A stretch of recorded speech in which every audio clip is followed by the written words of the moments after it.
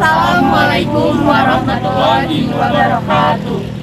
Kami dari kelompok 2 ingin memperkenalkan diri. Nama saya Fitria Ika Farida. Nama saya Raihana Zakia. Nama saya Maulana Abdul Rashid. Nama saya Anissa Putri Ramadhani. Nama saya Johanna Salsabila. Apa itu bahasa? Bahasa adalah sistem lambang-lambang yang bersifat arbitrer menurut Retter dalam Lubis 2011. Hendra juga mengungkapkan bahwa bahasa adalah sistem lambang bunyi yang arbitrer yang dipergunakan oleh anggota kelompok untuk bekerja sama, berkomunikasi, dan mengidentifikasi diri.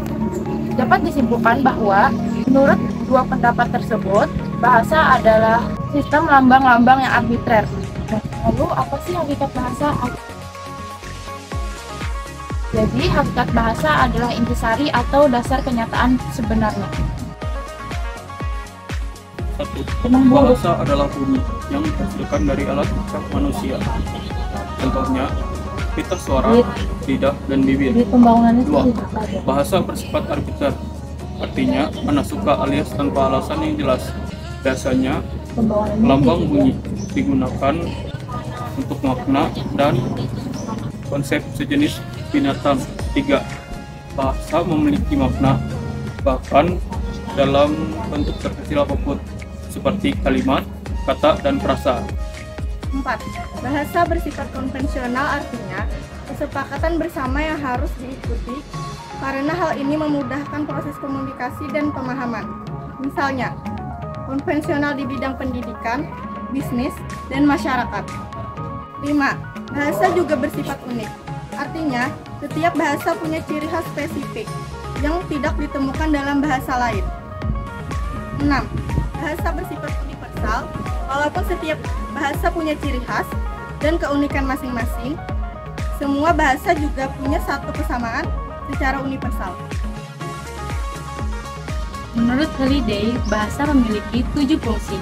Yang pertama, fungsi instrumental. Fungsi instrumental adalah untuk memanipulasi lingkungan di mana bahasa tersebut digunakan dan memicu suatu peristiwa terjadi. 2. Fungsi regulasi.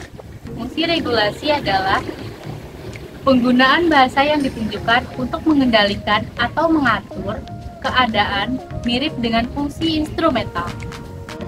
3. Fungsi representasional. Fungsi bahasa untuk menyampaikan fakta dan pengetahuan, serta menyampaikan atau menjelaskan suatu peristiwa yang dapat dibuktikan dengan kebenaran.